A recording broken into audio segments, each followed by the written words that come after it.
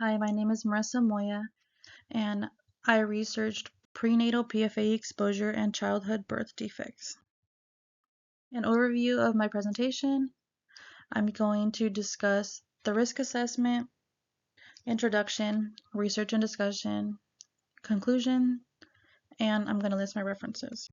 So for risk assessment, according to the Agency for Toxic Substances and Disease Registry, also known as ATSDR, research showed that high levels of PFA exposure does have a direct effect on the immune system, which according to toxicology reports can lead to numerous health effects, such as an increase in cholesterol levels, which can lead to a higher likelihood of heart disease and stroke, lower antibody response to vaccines, change in liver enzymes, pregnancy-induced hypertension, which is characterized by high blood pressure that develops after 20 weeks of pregnancy and it typically resolves after childbirth, and preeclampsia, which is a severe form of hypertension, and that is characterized by persistent blood pressure that is associated with high levels of protein in your urine, small birth weight babies, which small is considered less than 5 pounds 8 ounces, and kidney and testicular cancer.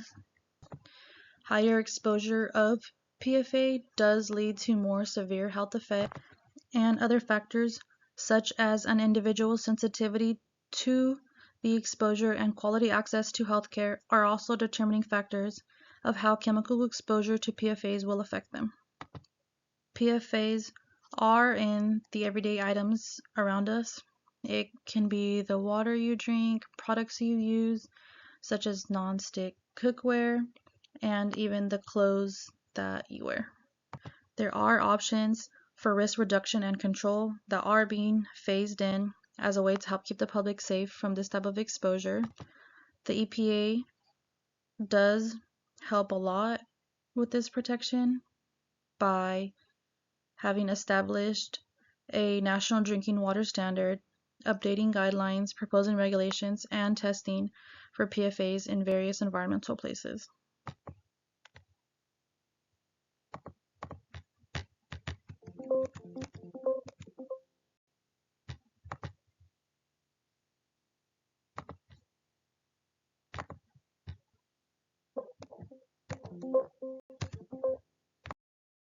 For the introduction, exposure to toxic chemicals is all around us every day. Expectant mothers have to worry about the foods they eat, cleaning products, what they can and cannot be around. Per and polyfluoroalkyl substances, which is also known as PFAs, exposure during pregnancy is extremely dangerous. It's nearly impossible to avoid all the exposure, but there is precautions that can be taken. Exposure has been linked to gestational diabetes, preeclampsia, and preterm birth. PFAs are what is known as forever chemicals, and once you're exposed to it, it doesn't go away, stays in your body. Research in this presentation will explore the link between childhood birth defects and PFA exposure in the womb. Research and discussion. So, what are PFAs? They are a large, complex group of synthetic chemicals that have been used in consumer products around the world since the 1950s. Like I said, PFAs are used in food packaging, in cookware, such as the non-stick pans that everybody loves, clothes and carpets, which to make them stain resistant, and even in firefighting foam.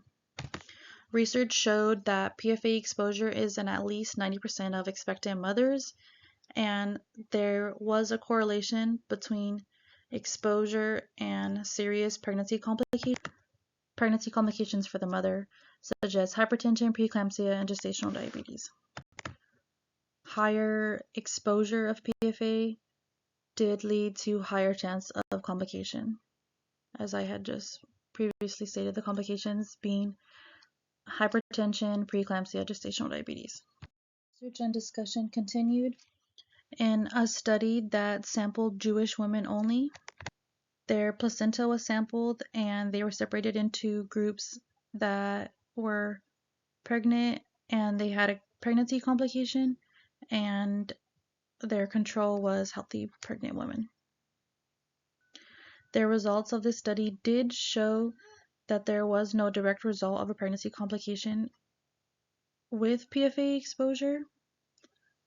However, the study stated that mothers that were of older age tended to have higher levels of exposure as compared to women with multiple pregnancies that had a lower exposure. Possible explanations for this could possibly be that the older generation of women were less aware of products. So, like how people like to say that boomers are unaware of certain things, and the need for increased safety around certain products, and that women that have more pregnancies learn more each pregnancy, like, oh, this is unsafe, this is unsafe. Research and discussion continued. In 2001, a class action lawsuit was filed claiming the residents were drinking contaminated water due to a nearby chemical plant.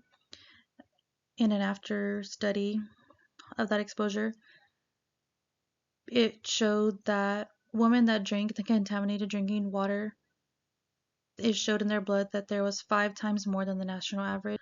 But the results did show that there was no direct correlation to PFA exposure with birth defects that were self-reported by women that gave birth.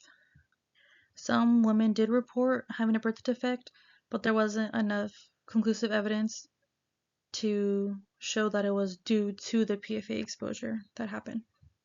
Another study that was conducted tested neurobehavioral and social development effects on children that have PFA exposure. A study was conducted in Canada that measured women in their first trimester of pregnancy, and then a follow-up study was done when the children were 3 or 4. A survey was given to their caregivers who self-reported about the child's behavioral and emotional development. Those results showed that perfluorooctanoic acid was associated with slightly less behavioral problems in boys, but more anxiety and externalizing problems in girls. Externalizing problems are such as like trouble controlling their emotions and behaviors.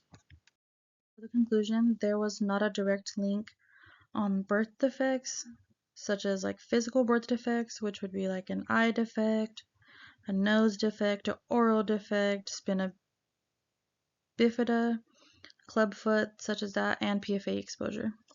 But there was a link between neurobehavior and social development effects in children and PFA exposure. So more like internally. We cannot physically see this exposure, especially on a chemical level, but it is happening. High exposure and the duration can lead to long-term effects in children. The EPA is setting more standards for regulation of this chemical, and that is a great start. But at home, we can make sure to protect ourselves by being more conscious of what we are putting in, on, and around our bodies. Thank you for listening to my presentation, and this is just my list of references.